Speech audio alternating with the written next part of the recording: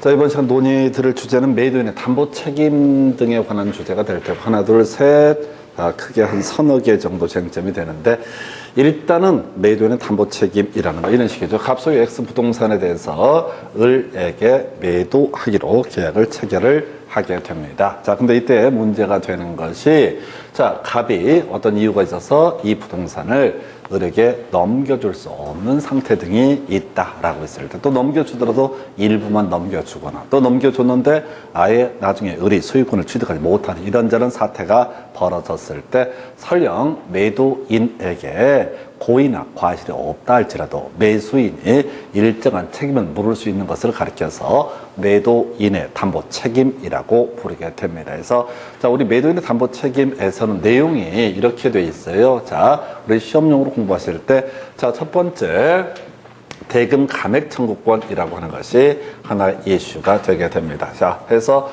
이 대금 감액 청구라는 것은 매수인이 받긴 받았는데 이 조금밖에 못 받았을 때, 전부를 받지 못했을 때, 그때 뭘 할 수 있다? 대금 감액 청구라는 것을 할 수가 있다. 자, 그 다음에 이제 두 번째 이슈가 계약 해제라는 것을 할 수가 있습니다. 그리고 계약 해제와 같이 맞물려서 또 경우에 따라서 손해배상도 청구할 수 있다라고 하는 거. 자, 요렇게 세 가지 이슈가 되는 거예요. 그래서 계약 해제라고 하는 것은 물건 아예 받지 못했거나 또 받은 물건 자체가 그것만 가지고 계약의 목적을 달성할 수 없는 상태가 벌어지게 되면 계약 해제라고 하는 것을 할 수 있고요. 또 경우에 따라서 계약 해제와는 별개의 문제로 손해배상이라는 것을 청구할 수도 있다. 이것들의 공통적인 이슈는 뭐냐면, 설령 매수인에게 잘못이 없다, 이 사람의 손해를 가하겠다는 이런 고의과실이 없다라고 할지라도 어떻다? 계약 해제, 손해배상을 청구할 수 있다. 그래서 지금 계약 해제 얘기는 몇 개가 있었죠. 하나가 가장 기본적인 것이 채무 불이행에 따른 계약 해제라는 개념이 하나가 있었죠. 그래서 자, 앞에서 일방 당사자의 귀책 사유 있는 채무 불이행이 있을 때, 이때 바로 해제권 행사에서 소급해서 무효로 만들고 또 손해배상도 청구할 수 있다. 이렇게 가는 게 하나의 이슈가 됐던 것이고요. 방금 공부하신 게 해약금연 계약 해제라고 해서 얘기 전에, 자, 계약금 포기 또는 비약금 비액 상환을 통해서 이 법률 관계를 정리하는 것을 해약금연 계약 해제라고 불렀었고요. 세 번째 이슈가 뭐라고요? 손해배상의 청구라고 하는 거, 요것도 이제 있을 수가 있다. 그래서 일단은, 자, 지금 우리가 매도인의 담보 책임을 따져 물을 때는 뼈대를 잡으셔야 돼. 이게 절대로 줄줄줄 외워서 절대 풀 수 없는 문제예요. 요거는 경우의 수를, 문제를 보면서 이해하시는 방향으로 풀 수밖에 없습니다. 웬만하면 그냥 들이다 무식하게 쳐 외우자 이렇게 가는데, 이건 외워서 해결되는 게 아니라 경우의 수가 너무 많기 때문에 절대 외워지지가 않아요. 외워서는 풀 수가 없고요. 다시 갑시다. 매수인의 입장에서 담보 책임을 물을 수 있는 것 중에 하나가 뭐가 있다? 대금 감액 청구. 이건 논리 자체가 뭐라고? 조금 더 받았어야 돼. 그리고 받은 것만으로 나름의 계약의 목적을 달성할 수 있을 때 뭘 할 수 있다? 대금 감액 청구를 할 수 있다. 두 번째, 받았는데, 자, 목적 달성, 계약의 목적을 달성할 수 없을 때는 해제라는 것을 할 수 있다. 또는 못 받았을 때도 법률 관계를 소멸시키기 위해서 해제라는 것을 할 수 있고요. 경우에 따라서 해제 다음에 또 손해배상을 청구할 수 있는 경우도 있고 없는 경우도 있다. 그래서 일단은 매도인의 담보 책임을 논함에 있어서는 크게 권리의 하자, 물건의 하자, 그 다음에 경매에 있어서 일정한 하자, 이런 것들이 문제가 되게 되는데, 경매나 물건의 하자라고 하는 것은 실제 시험용으로는 비우고 가셔야 됩니다. 양이 너무 많기 때문에 매도인의 담보 책임에서는 이론상 최대 두 문제가 될 테고, 자, 지금 전체를 가지고 문제 구성하는 게 한 문제짜리고, 그리고 하나의 사례를 만들게 됩니다. 최근 29회 때 경매 얘기 나왔는데, 걔는 23회 때인가 마지막 나오고 출제가 안 됐어요. 비우고 가셔야 돼. 우리가 민법 40문제 100점 맞자는 시험 아니거든요. 100점 맞을 수도 없고 맞으려고 노력해서도 안 돼요. 그건 그냥 비우고 가셔야 된다고. 왜? 통계적으로 6, 7년에 한 번씩 구성이 되는데 마침 29회 때 나왔어. 그러면 앞으로 한 3, 4년간은 안 나올 거라고 아예 마음에 그냥 준비하고 들어가시는 게 훨씬 남는 장사예요. 나중에 모의고사 이런 거 볼 때는 중간에 헷갈리게 하려고 툭 던져놓을 거예요. 겁을 주려고. 근데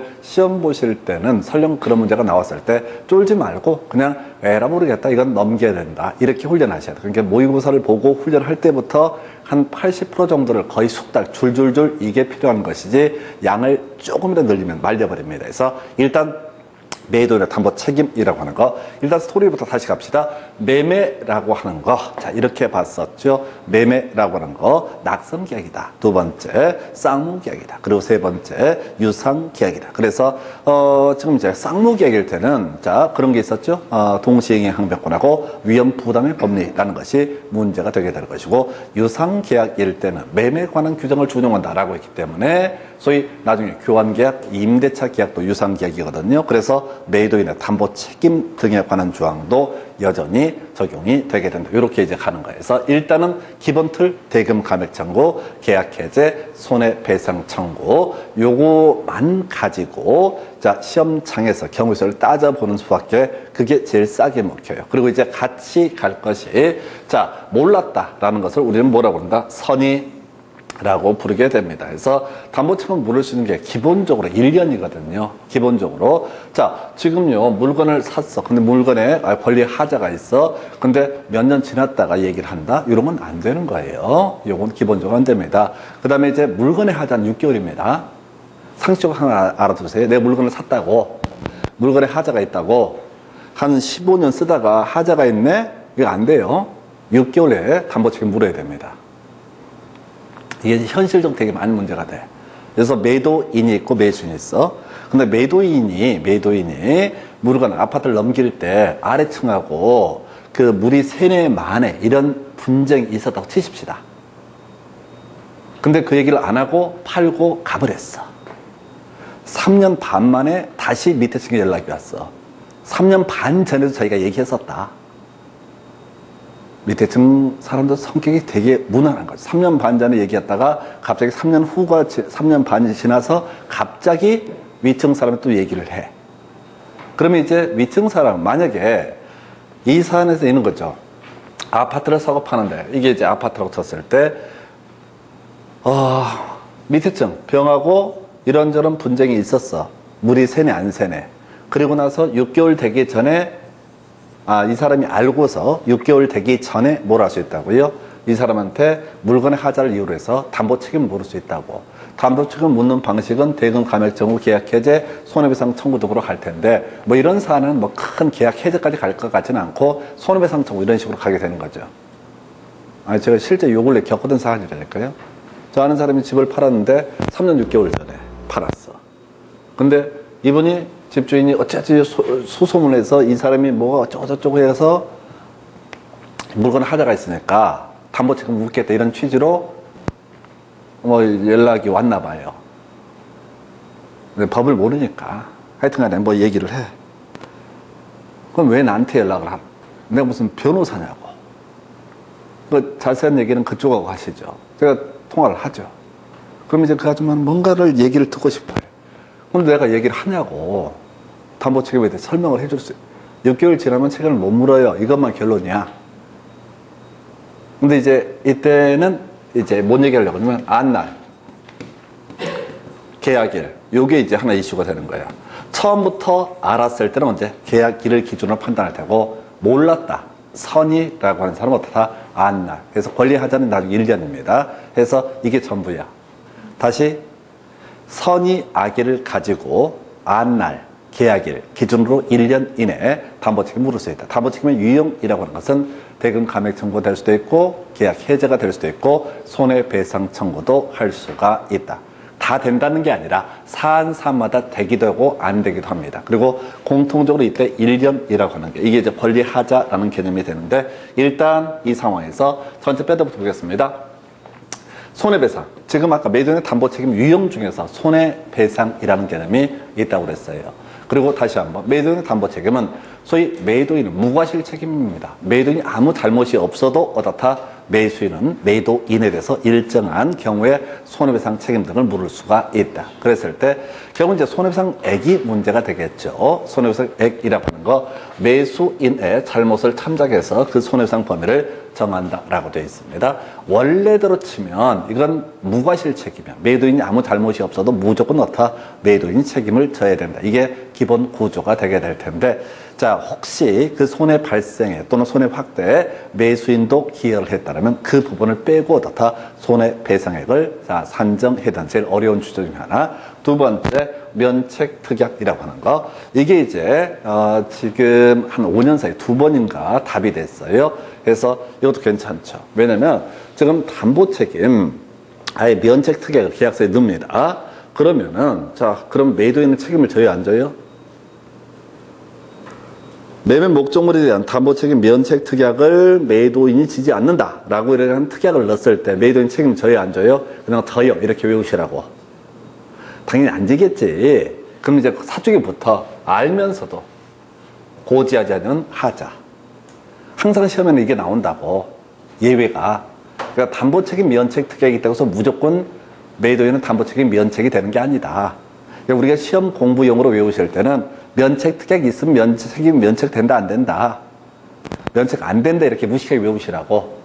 경우수를 다 따지고 매도인이 알면서도 알리지 아니한 사실에 대해서는 책임을 면할 수 없다 이렇게 돼 있는데 시험 볼 때 안 보여. 그냥 정신이 없어. 뭔 소리인지 감도 그냥 혼란스러워. 그러면 무식하게 가는 거야. 매도인은 면책 특약이 있으면 책임을 진다 안 진다? 그래도 진다. 왜? 법에서는 예외적으로 지는 경우만 상정하니까.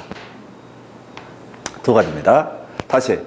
자, 매도인의 담보 책임이라는 것은 경우의 수가 대금 감액 청구, 계약 해제, 손해배상 청구 이렇게 크게 세 가지 경우의 수로 나눠볼 수 있습니다. 이거 이제 경우의 수를 따지긴 따지는 그건 그 다음 문제고, 자, 이때 먼저 면책 특약이 있을 때 매도인 책임진다 안 진다? 그냥 책임진다 이렇게 무식하게. 두 번째, 손해배상이 문제가 됐을 때 원래 매도인의 담보 책임이라는 것은 무과실 책임이라고 해서 매도인이 아무 잘못이 없어도 매도인 전부 책임을 져야 되는 게 원칙입니다. 근데 그 손해 어떤 확대 등에 매수인이 기여를 해버렸다. 그러면 그 부분은 까고 주겠다. 손해배상 함에 있어서. 그래서 매수인의 과실 등도 다 고려 사유가 되게 된다. 요 두 개가 제일 어려워요. 이제 나머지 스토리를 가지고 이제 설명을 드릴 텐데 미리 말씀드릴 때 매도인 담보 책임 한 번에 해결 안 돼요. 시험 보러 갈 때까지도 아마 해결 안 될 가능성이 높습니다. 어려운 파트예요. 대단히 어려운 파트인데 굳이 설명을 드리는 건 이 자체가 여기서 끝나는 게 아니라 바로 교환계약, 임대차 계약에서도 담보 책임 문제가 계속 연계가 되기 때문에 어쩔 수 없이 설명을 드리는 거예요. 성격 같아서는 그냥 확 한 문제 안 풀고 넘어가 보고 싶어. 근데 꼬리에 꼬리를 물고 나오고 지금 그리고 시간 많고 할 일 없으니까 뭔가 해야 돼. 그래서 다시 절대 줄줄줄 외워지지 않으니까 자, 대금 감액 청구, 계약 해제, 손해배상 청구 이런 것들이 뭐라고요? 담보 책임을 묻는 방식이다. 이렇게 전제를 삼게 되겠고요. 자, 이제 가보겠습니다. 자, 매도인의 담보 책임 권리 하자에서 먼저 전부 타인 권리의 매매라고 되어 있어요. 자, 우리가 이제 채권행위, 물권행위 구분할 때 그런 말씀을 드렸어요. 자, 내가요, 내 물건이 아닙니다. 자, 갑소유 X 부동산을 을이라는 사람이 병과 계약을 체결하면서 병한테 등기를 넘겨주는 거. 이거 뭐가 됩니까? 이거 무효입니다. 다시. 갑소유 X 부동산을 대리는 아닙니다. 대리는 아닌데 을이라는 사람이 하여튼 능력이 기가 막혀. 등기소 공무원들 다 알고 서류를 조작 등등등을 해서 병한테 등기를 넘겨줬다. 이거 무효입니다. 쥐가 아닌데 넘겨버렸잖아요. 무효인 등기라고요. 그러면 병은 소유권 취득할 수 있다 없다? 없다. 이걸 우리가 물권행위라 불러. 등기를 넘겨주는 걸 뭐라고 부른다고요? 물권행위. 물권행위 같은 경우는요, 자신에게 처분 권한이 없으면 넘길 수가 없습니다. 그렇다 치고 지금 이제 조금 힘들게 전부 타인 권리 매매 뭐 이런 게 있을 수 있느냐? 있어요. 사안 볼까요? 이러죠. 갑소유 X 부동산에 대해서 을이 저당권을 가지고 있었고요. 저당권자가 갑이 채무를 변제하지 않으니까 경매 청구했습니다. 해서 낙찰받은 게 병입니다. 병은 지금 현재 낙찰받은 날이야. 1등 병! 이렇게 찍혔어. 병은 현재 소유권 취득했습니까? 아직 못했습니다. 병은 앞으로 뭘 해야 돼요? 매각대금을 완납하게 되면 어떻다? 소유권을 취득을 하게 되죠. 그죠? 다시 경매 물건에서 병이 낙찰을 받았다고요. 근데 매각대금 납부 기간 일주일 남았다고. 그러면 현재 병은 소유권 취득한 상태도 아니다? 아니다. 그런데 아직 지 물건 아니잖아요. 이 물건을 누구한테 정과 매매 계약을 체결할 수 있다고요. 아니, 가능하다고. 매매 계약을 체결하면 가능하다고요. 등기를 넘겨줄 수는 없잖아요. 지 게 아니니까. 등기를 넘겨줬다는 얘기가 아니라 채권행위, 물권행위 차이를 보여드리는 거예요. 물권행위는 등기를 아예 넘겨주는 행위를 얘기한 거야. 그래서 물권행위에서는 자신에게 처분 권한이 없으면 어떻다? 이것은 인정이 안 된다고. 근데 타인권의 매매라고 써 있잖아요. 가능하다고. 언제까지? 2행기까지만 소유권 이전해주면 되는 거니까. 아, 병이 얘기한다고. 야, 내가 이거 1억에 낙찰받았는데, 1억에 낙찰받았는데, 이게 지금 가치가 한 1억 5천짜리야. 내가 분석 잘해갖고 잘 치고 들어간 거 대박인 거야. 야, 나 2천 먹고, 너 3천 먹고, 야, 이거 1억 5천에 사라. 이거 곧 2억 된다. 그러면 정원 살 수도 있는 거죠? 아, 살 수도 있잖아요. 보니까 진짜, 개발, 이게 낙찰 받고 나서 그 다음날 그 옆에 역사 들어선다고 개발 정보가 딱 떠. 그럼 충분히 살 수 있지. 타인 권리 할지라도. 살 수가 있다고요. 매매 계약 체결했어요. 자, 그런데 결과적으로 지금 다시 이 사안에서 이 사람이 갑소유 X 부동산을 의리 저당고 설정하고 병이 낙찰을 받은 상태에서 전부 타인 권리입니다. 이걸 정한테 매도하는 계약을 체결했다고요. 그런데 결국은 소유권을 넘겨줬어, 못 넘겨줬어? 못 넘겨준 거야. 결론만 얘기하면. 아, 예를 들어서 얘한테 대금을 지급했어. 1억 5천을 지급을 했다고. 그럼 얘는 소유권 이전 등기를 해줘야 되잖아요. 어떻게? 완납하고. 그럼 이제 법원에서 등기 얘한테 촉탁을 해주거든요. 그럼 얘한테 소유권 이전 등기를 해줘야 돼. 근데 하필이면 그 매각 등을 완납하는 날이 있을 거란 말이야. 그러면 오늘이라고 쳐. 병이 통장에서 매각 등을 완납을 하려고 법원 계좌번호 입력을 하려고 하는데, 어머? 전에 KT 인터넷 사태 터진 것처럼 올스톱이 돼버린 거야. 인터넷 뱅킹 올스톱이 돼버린 거야. 그래갖고 어찌어찌 은행 가서 현금 찾아갖고 법원을 딱 갔는데 땡! 문 닫아버렸어. 그럼 이 사람 소유권 취득 못하죠. 취득 못하잖아요. 대금을 내지 않았기 때문에. 경매에서는 등기를 안 하더라도 매각 대금을 완납하면 다 소유권을 취득한다라고 했는데, 결국 뭔 일이 터져갖고 대금을 소유권 취득 못한 거예요. 그럼 얘한테 소유권 이전 등기 못 해주잖아요. 예, 이때 이 사람이 책임을 물을 수 있다고. 근데 이게 경매 물건인 걸 모르고 자세한 얘기를 안 하고, 내가 지금 이제 X부동산 지금 이제 하여튼 급매로 내놓으려고 하는데, 개발 정보 떴어. 봐봐. 확인해봐. 한 2억 이상 가치가 있어. 이거 사라. 해서 1억 5천에 사다고 치자고요. 모르고 샀다. 선의 매수인은 이제 뭘 할 수 있다고요? 셋 중에 하나 할 수 있다고 그랬어요. 대금 감액 청구, 계약 해제, 손해배상 청구. 이렇게 갔었죠? 아, 소리가 셋 중에 하나라고. 근데 전부 타인 권리 매매에 있어서는 하나도 받을 수가 없다는 얘기야. 아, 일부러 놨으면 그게 일부 타인 권리 매매로 넘어가는 거고, 하나도 권리가 안 많다고. 그러면 10원도 받은 게 없으니까 얘는 대금 감액 청구를 할 수가 있어요, 없어요? 없지. 그걸 할 이유도 없고. 그러면 이 사람이 할 수 있는 거 계약 해지하고 손해배상 청구만 남아 있는데, 선의 매수인, 내막을 몰랐던 사람은 전체 세금 물을 수 있다. 계약 해지해서 계약의 효력을 소멸시켜야 되겠죠. 일단은 계약 정리해야 된다고. 그리고 나서 손해배상을 청구할 수 있다. 그다지 어렵지 않아요. 근데 알았던 악의의 매수인 볼까요? 이 경매 물건이라는 것도 알고 있고, 대금을 내게 되면 병 명의로 등기가 되고 자기가 등기를 넘겨받는다는 사실을 다 알았던 사람, 악의의 매수인, 전부 타인 권리 매매에 있어서 악의의 매수인은, 자, 계약을 해지할 수 있지만 손해배상을 청구할 수는 없다라고 돼 있죠. 나중에 정리해 드릴게요. 악의의 매수인은 딱 한 군데서만 손해배상 청구할 수 있습니다. 미리. 악의 매수인이 손해배상 청구할 수 있는 건 딱 한 군데라고요. 미리. 아니, 외울 때 무식하게 외운다고. 악의 매수는 기본적으로 손해배상 청구를 못한다고. 딱 한 군데만 가능하죠. 그건 나중에 얘기할 테니까. 그럼 이렇게 가는 거야. 전부 타인 권리 매매다. 그럼 이제 저절로 나중에 외워지는데, 스토리가 대금 감액 청구는 일단 할 수 없죠. 대금 감액 청구는 안 되는 거죠.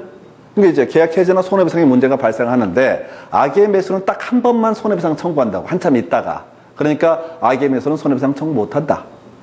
그럼 계약 해지만 할 수 있다 이렇게 하는 거예요. 미리 말씀드렸는데 안 중요해요 얘는. 왜? 기승전결 기잖아요. 단 한 번도 시험 문제 답을 안 뽑아 얘는. 왜? 이거부터 공부하시니까. 사안도 간단하고. 자 갑시다. 지금 스토리가 이런 식이야.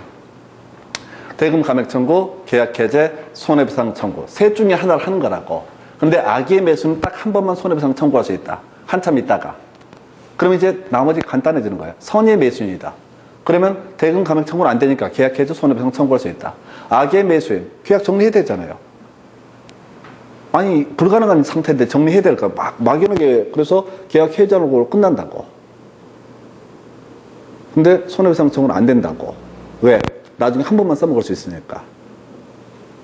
지금 외울 게 그거라고. 세 가지. 다시 기본 틀. 대금 감액 청구, 계약 해제, 손해배상 청구 중에 골라 잡는 거라고요. 근데 아무것도 못 받았으니까 대금 감액 청구는 아무런 관련이 없고 손해배상 청구는 딱 한 번만 악의 매수인 할 수 있으니까 여기서는 할 수 없다. 일단 이렇게 갑니다. 두 번째 이슈. 자, 전부 일부 타인 권리 매매라는 것이 일부 타인 권리 매매. 자, 요건 어떤 경우냐면 이런 경우입니다. 어떤 토지를 갑이 50%의 지분, 을이 50%의 지분을 가지고 있는데 이거를 갑하고 병이 계약을 체결합니다. 갑하고 병이 계약을 체결합니다. 갑이 을의 지분을 팔아먹을 수가 있어요, 없어요? 다시 갑이 대리는 아닌데 을의 지분을 팔 수가 있어요, 없어요? 없죠.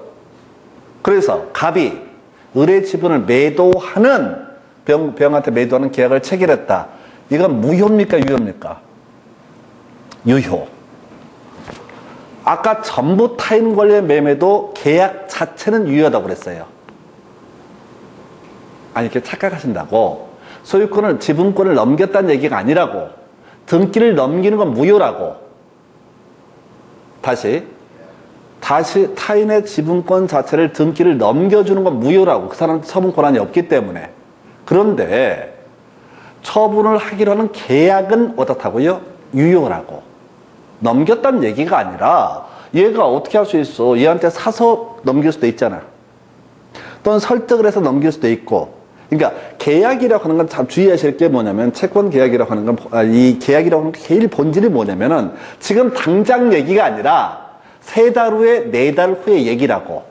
그때까지 이렇게 하겠다는 약정이라고. 그러니까 일부 타인 권리 매매도 일단은 계약 자체는 유효하다고. 만약에 갑이 을의 동의 없이 을의 지분권을 서류를 조작해서 병한테 넘겼다. 그럼 을 부분은 무효라고. 근데 갑이 을의 지분을 그냥 넘기겠다는 계약 자체는 어떻다고요? 그건 자기의 처분권이 없어도 그 자체는 일단 유효라고요. 그래서 우리 그 민법 공부하실 때 제일 힘든 게 타인 권리 매매 사람들이 막 분노를 한 번에.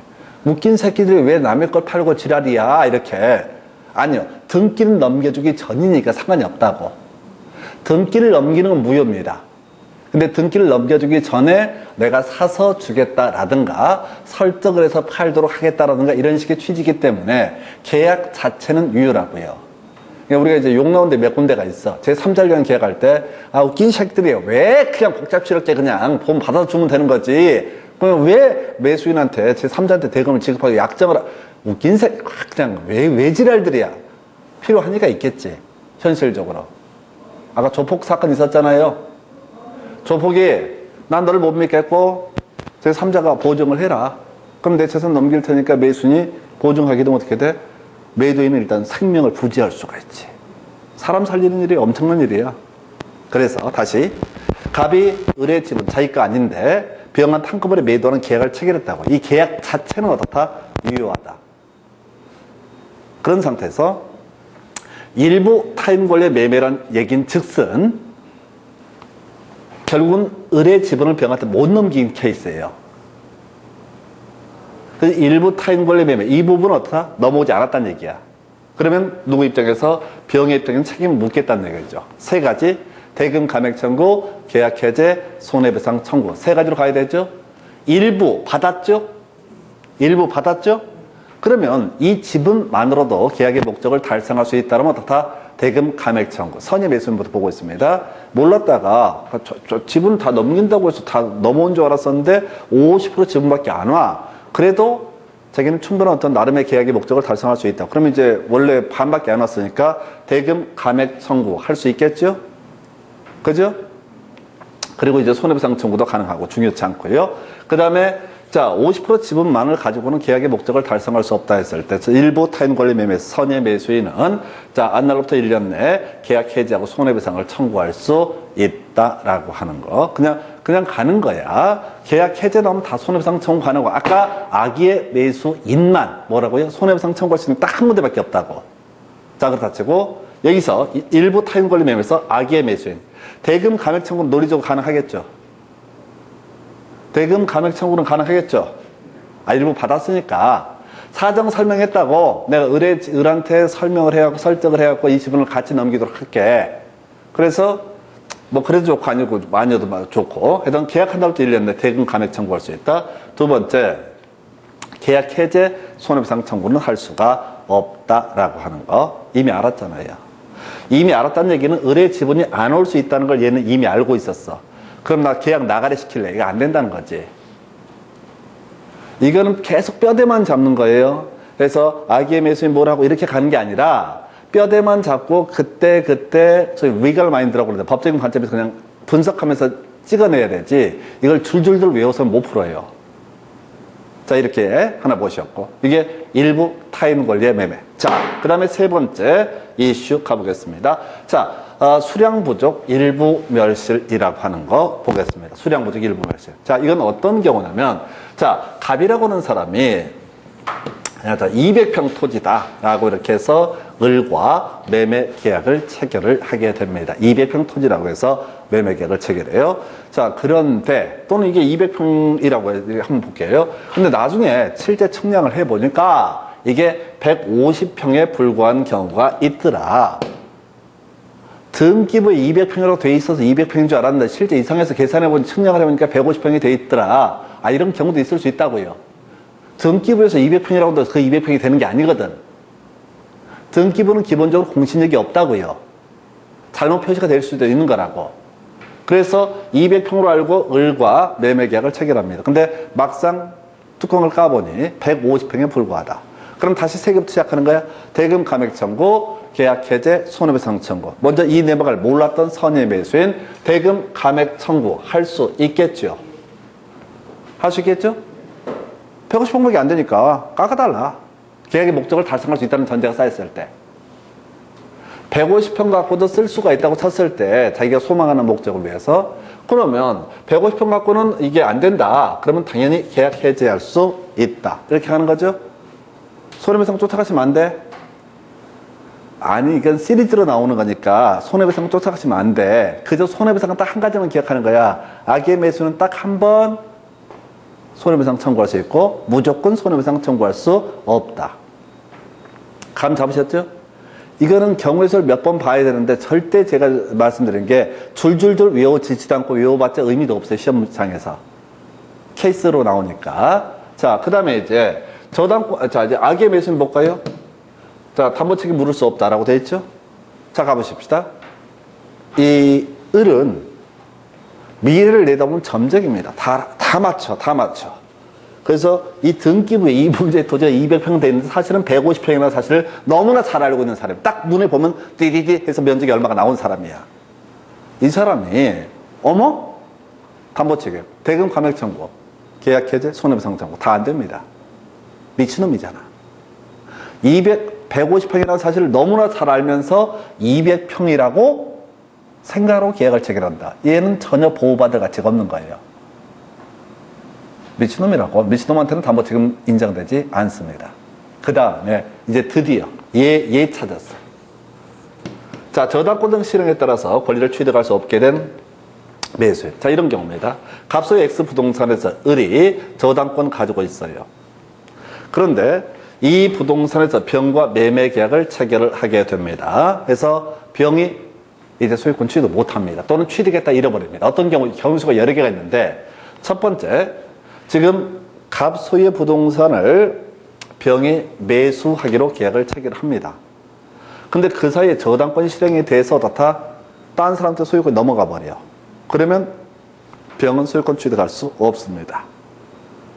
또는 저당권이 설정이 돼 있었는데 대금 지급했어. 대금 지급할 때 제가 아까 그런 말씀 드렸어요. 자, 소유권 이전 등기 비용은 일반적으로 매수인이 부담하고 저당권 말소 비용은 매도인이 당연히 부담을 하는 거지. 근데 이 사안에서 이 물건의 가치가 1억이야. 저당권이 5천만 원이야. 그런데 어떻게 계약을 체결하냐면 1억을 다 지급하기로 한 거야. 그러면 저당권 말소하고 넘겨주기로 한 거야. 1억을 지급했어.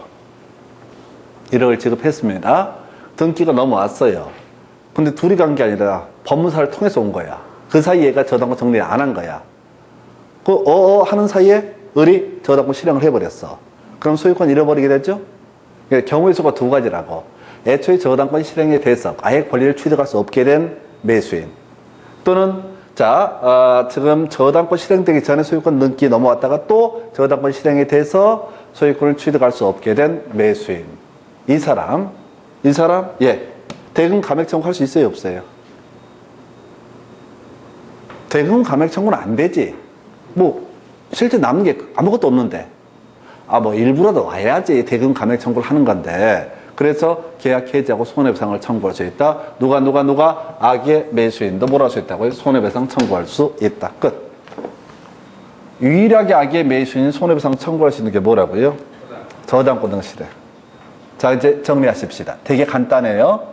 이거는 하나하나 케이스 바이 케이스로 가는 게 훨씬 싸게 먹혀요. 이걸 원래 기본서 보면 좀 더 양이 있어요. 근데 그런 것들이 출제될 비중이 현저히 떨어지고, 두 번째, 거기까지 외우려고 했다간 이 기본도 다 놓쳐버려. 그래서 이 매도인의 담보 책임을 따져 물을 때는 좋은 머리를 활용을 해야 돼. 첫 번째 스토리 자체가 대금 감액 청구, 계약 해제, 손해배상 청구, 요 세 개를 갖고 짜깁기를 한다라는 게 전제가 되셔야 돼.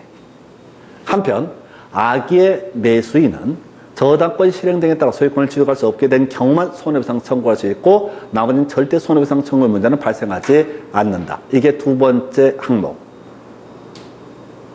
그럼 이제 케이스 바이 케이스로 한 번 반복하시면 대충 이해가 돼요. 그럼 어떻게 해야 돼? 이 과정을 몇 번 반복하시면 주요한 이슈는 다 잡아낼 수 있는데 이 틀 안에서 움직여야 돼. 이걸 가지고 막 사람들 그 냉장고에다가 이 표 만들어 놓고 붙여놓고 막 외우고들 지랄이에요. 그거 미친 짓이에요. 내가 해봤거든. 안 돼요. 특히나 시험 문제 자체를 풀어갈 방법이 없어요. 그 표가 거의 A4 용지 한 페이지라고. 그 표를 갖고 줄줄 정신병자들이 그거 못해요. 아니 시험장에 못 써먹는다고. 그 표를 외우는 것까지는 어떻게 하더라도 실제 시험 케이스를 풀어갈 때 못 푼다고. 아니 생각을 해봐요. 표를 주면서 문제를 찾아가면서 대입을 해도 일부는 못 푼다고. 그러니까 그건 이제 시험 문제 공부하는 방법이 아니에요. 그건 주관식 할 때는 이제 써먹는 기법이고, 객관식 문제를 갈 때는 틀 딱 잡고 들어가는 거야. 다시 갑시다. 기본 출발점 자체 첫 번째 대금 감액 청구, 그 다음에 계약 해제, 손해배상 청구 등의 문제가 있다. 한편 악의 매수인은 손해배상 청구라고 하는 걸 딱 한 번만 써먹을 수 있다. 저당권 등 실행. 자, 그리고 대금 감액 청구라고 하는 것은 일부라도 뭐 얻어먹은 게 있을 때 대금 감액 청구. 그러면 뭐 얻어먹은 게 없으면 자기 매수인한테 떨어진 게 아무것도 없으면 어떻다? 대금 감액 청구는 할 수가 없다. 자, 이렇게 가시는 거예요. 다시 출발점 대금 감액 청구, 계약 해제, 손해배상 청구. 이렇게 뼈대를 딱 잡고 들어가시는 거야. 세 개. 내가 이거 몇 년 동안 연구했다니까. 이렇게도 보고 저렇게도 보고 별의별 방법을 다 했어. 저는 냉장고에 붙여놓고 외워도 봤어. 근데 아무 쓸모가 없어. 1분 안에 한 문제를 풀어야 된다고. 그러면 지금 제가 설명드린 요 방식에 따라 서너 개걸 외워. 그리고 그걸로 대입해서 찍어버리는 거야. 이 방법밖에 없다고요. 문제를 풀어야 되니까. 그것도 1분 안에. 실질적으로 3, 40초 안에 풀어가려면 지금 제가 외워달라고 한 요 방식, 요것만 달달달 외운 다음에 그냥 경우수를 따지는 수밖에 없어. 완벽하냐? 완벽하지 않아. 근데 거의 한 90% 문제를 풀 수 있으니까 딱 그 정도까지만 준비를 하시는 거예요. 조금 욕심부리면요, 완전히 무너져 버립니다. 나중에는 매도인은 담보 책임만 나오면 욕부터 나와요. 개새끼들. 뭘 이렇게 복잡스러운 걸 내고 이렇게 나온다고. 그러면 아예 손을 못 대요. 그러니까 매도인은 담보 책임을 묻는 문제를 해결할 때는 완벽한 걸 생각하지 마시고 기본에 충실하는 방식으로 접근하는 거예요. 다시 갑시다. 자, 매도인의 담보 책임에서 제일 앞에 자 나왔던 것이 면책 특약이 있으면 면책 된다 안 된다? 면책 안 된다. 알면서 고지하지 않은 사항에 대해서는 책임을 면할 수 없다. 이런 게 있었고, 주로 이제 들어와서 대금 감액 청구, 계약 해제, 손해배상 청구 세 개 가지고 짝 있게 한다.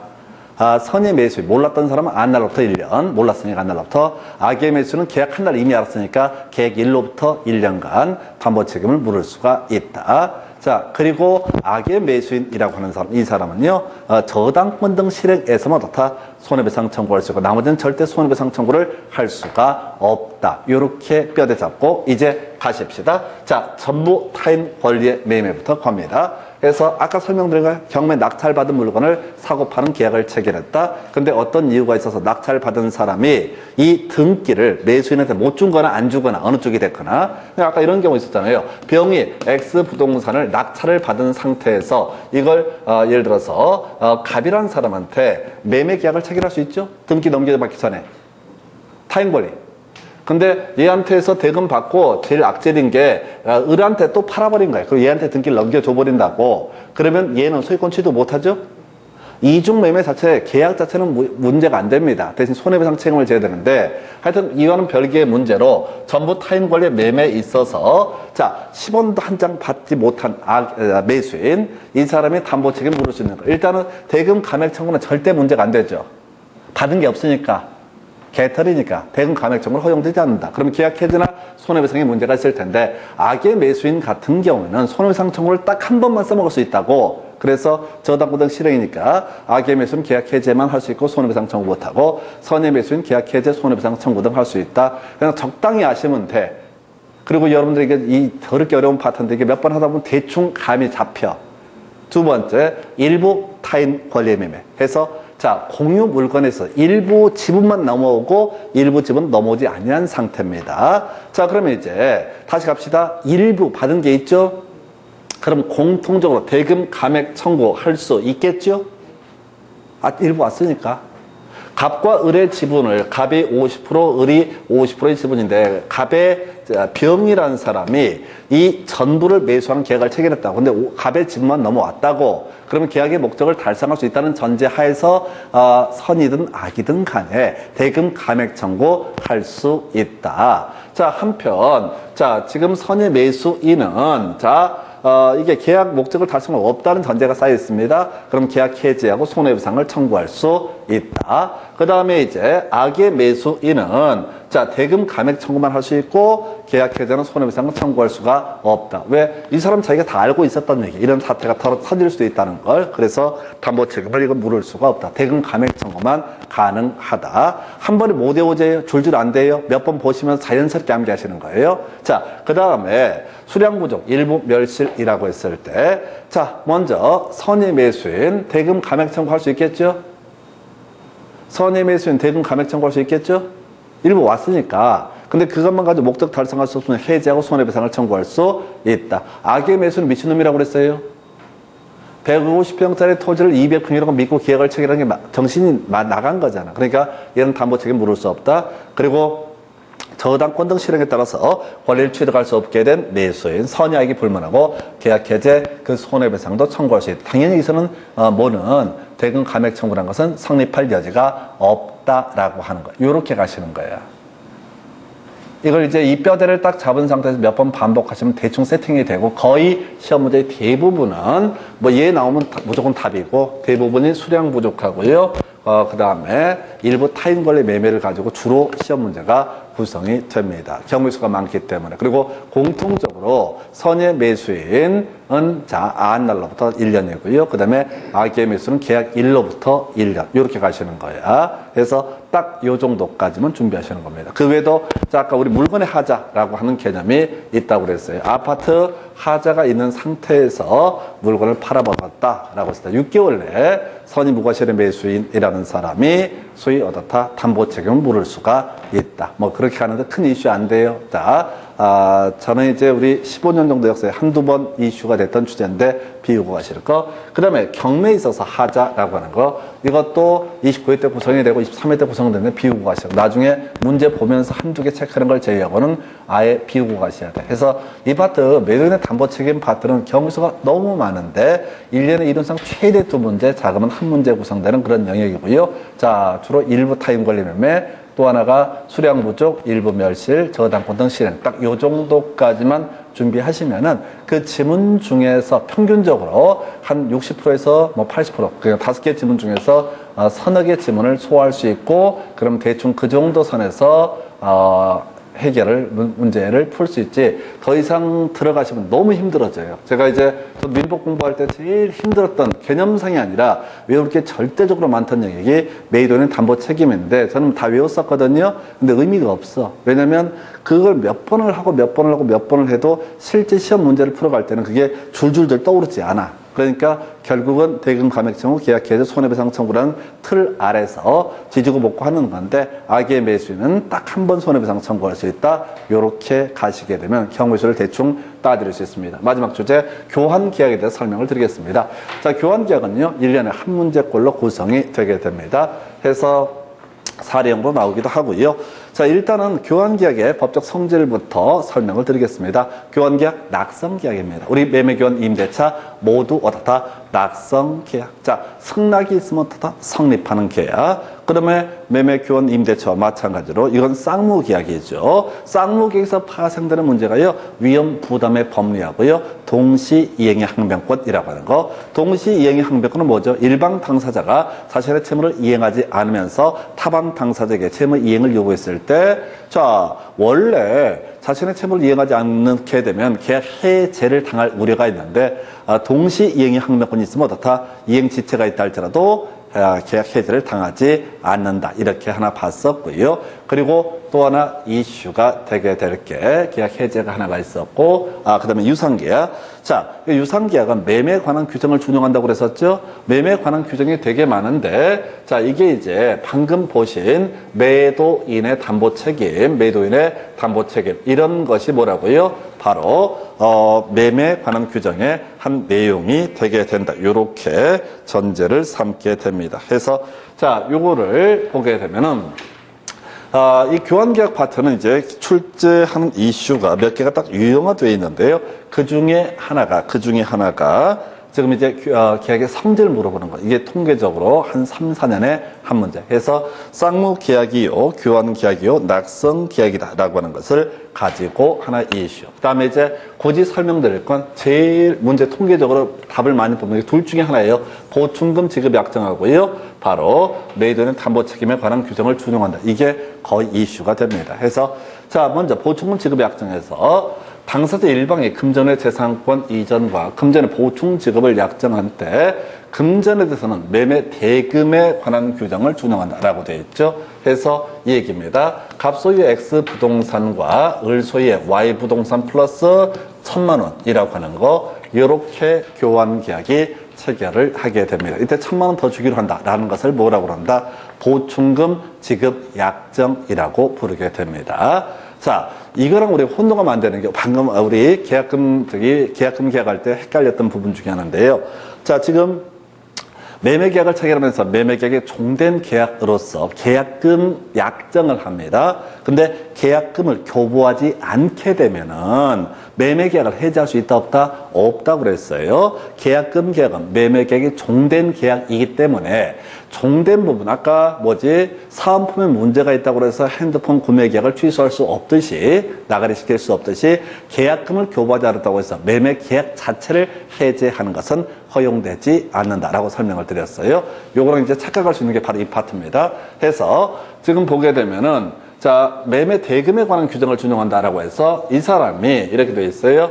자, 갑은 을에게 X 부동산을 넘겨주기로 하고 을은 Y 부동산과 1,000만 원을 지급하기로 하는 교환 계약을 체결했습니다. 이때 이 보충금 1,000만 원이라고 하는 게 보충금 지급 약정이 되게 될 텐데, 지금 보충금에 대해서는 매매 대금에 관한 규정을 준용한다라는 표현을 쓰고 있거든요. 자, 가볼까요? 갑소유 X 부동산에 대해서 을이라는 사람이 자, 매매 계약 체결됐습니다. 매매 대금을 지급하지 않게 되면 갑은 뭘 할 수 있다? 해제할 수가 있었죠. 다시요. 매매 대금을 지급하자는 매도인은 뭘 할 수 있다? 계약을 해제할 수가 있었다라고 설명을 드렸습니다. 해제할 수 있었다. 자, 그래서 보충금을 지급하지 않게 되면 어떻다? 교환계약 자체를 어떻게 할 수 있다? 해제할 수 있다. 아까 계약금을 지급하지 않았을 때 매매 계약을 해제하는 것은 허용되지 않습니다. 그러나 보충금을 지급하지 않게 되면 어떻다? 교환계약 자체를 어떻다? 해제할 수 있다. 이게 이제 계약금 계약이랑 자꾸 헷갈리는 부분 중에 하나가 되게 될 것이고요. 그리고 두 번째, 지금 이제 쌍무계약 관련해서, 자, 쌍무계약은 유상계약이고, 유상계약, 쌍유 이렇게 외우기로 했었고요. 자, 유상계약에 대해서는 매매에 관한 규정이 준용되게 된다라고 이렇게 되어 있습니다. 그래서 매매에 관한 규정이 여러 개가 있는데, 매도인의 담보 책임도 매매에 관한 규정입니다. 그래서 이게 뭐냐면은, 지금 갑 소유의 X 토지하고 을 소유의 Y 건물과 뭐 보충금 1,000만 원 이렇게 했을 때 이게 물건에 하자가 있으면 어떻게 할 수 있다고요? 권리에 하자가 있으면은 아까 대금 감액 청구, 계약 해제, 손해배상 청구 등등 나왔었죠? 그냥 담보 책임 물을 수 있다. 이걸 이제 문제 구성할 때 계약 해제할 수 있다. 대금 감액 청구할 수 있다. 손해배상을 청구할 수 있다. 이렇게 응용 들어가요. 그래서 결국은 거의 두 문제 정도 거의 이슈가 됩니다. 그래서 보충금을 지급하지 않게 되면은 교환계약 자체를 해제할 수 있다라는 얘기하고 교환계약에 있어서도 매매 대금에 관한 규정을 준용하게 된다라고 하는 거. 이렇게 두 가지 정도의 주제를 갖고 이건 이제 나중에 사례 보면서 연습하셔야 돼서 일단은 교환계약은 낙성계약이고 쌍무계약이고 그 다음에 또 하나가 유상계약이다. 그래서 유상계약에서 파생되는 주제 바로 보충금 지급하지 않았을 때 계약을 해제할 수, 교환계약 자체를 해제할 수 있다.